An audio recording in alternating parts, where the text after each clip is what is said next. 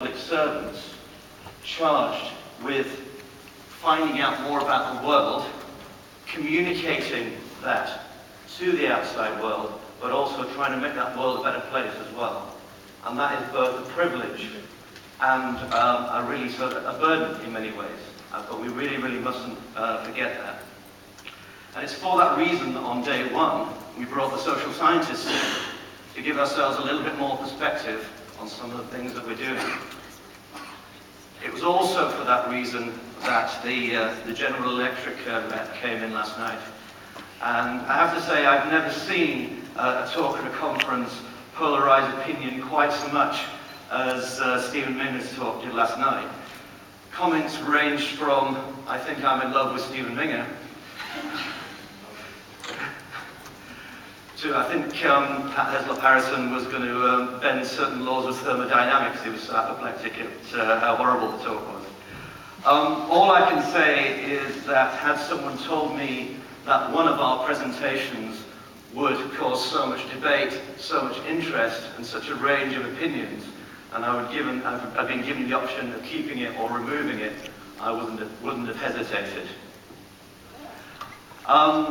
It's also noteworthy that those of you who seem to enjoy it most seem to be those folks who are perhaps a little bit on the younger end of the spectrum.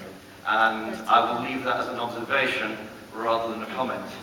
Because what I'd like to do is just perhaps close with a few well-chosen words to one of my favorite people in the world, and that is up-and-coming scientists, those of you doing PhDs and postdocs and learning about the world of research. Now, clearly, many of you will stay in academic research. Many of you, I hope to see again, will go through the ranks and become PIs, and I look forward to following your progress. Many of you, of course, will do something else. And I think one of the things that's very important is it's events like these that you will take with you for the rest of your life, whether you stay in research or whether you don't. Because it's very important that the skills that you learn and the contacts you make and the friends that you make will stay with you forever. So, if I may, I'd just like to close with a few, what I hope are well-chosen words of advice to you, and in the hope that maybe it will remind some of the things for your PIs as well. 5 points, and then I'll shut up, okay? Number one, there is only one way to do good science, okay? Get on with it. Get in the lab. Go and do that extra experiment. Go write that report. Go and nag your supervisor about the latest idea that you've had. But more than anything, just do it. Number two is that opportunity will knock on your door many times. You need to recognize that. You need to open the door.